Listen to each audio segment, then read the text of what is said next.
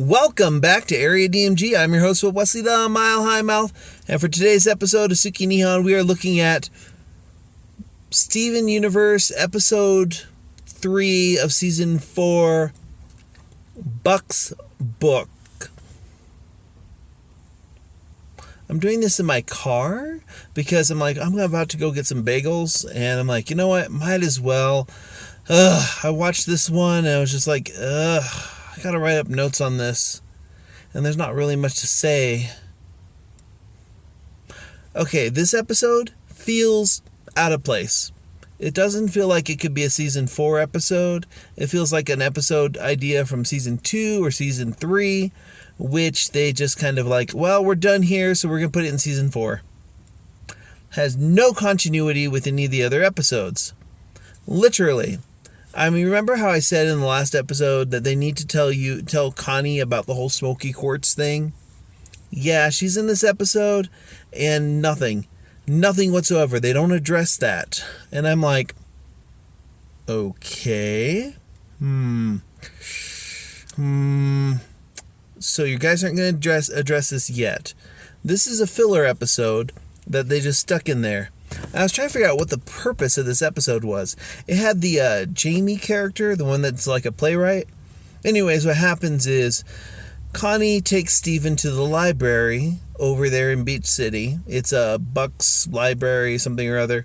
And he finds a book recounting some of Buck's travels, I guess you could say, to... Pretty much what happens is Buck gets a map of various gem locations. Gem landmark locations. I can see how that's going to be useful if they actually use it or if they just forget about this.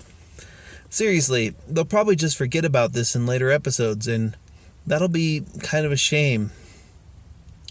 Anyways, Buck is given a map of these locations by Garnet and Pearl, who... Connie and Steve decide should look different in this flashback, so they're all colonial. Same with Amethyst. Yeah. Anyways, Buck keeps going around there and then ends up wandering in the desert looking for some type of desert sand castle and runs into Rose Quartz and her pack of lions. Yeah, her pack of lions. So I'm guessing that lion is somehow related to that, like... Maybe she healed Lion somehow, and that's why Lion is bright pink and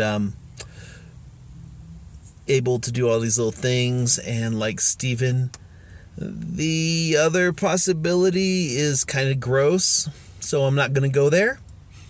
Yeah. But yeah, overall, the basic point of this episode was that it really didn't have a point. It was more like, here's a couple jokes about these characters being in old colonial days.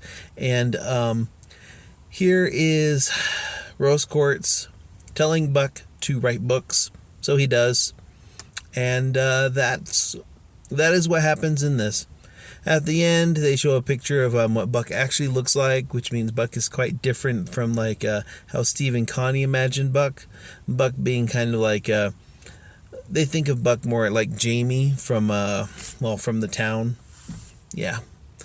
Overall, it's a cute little episode that probably was supposed to be in like Season 2 or Season 3. Seriously, Steven has known Connie for... almost for about over a year or so now, pretty much like a little over a year now. And the idea that he's never been to the library over there in Beach City, yeah, that seems a little odd. I mean, seriously. But I don't know. I just felt that this whole episode was just filler.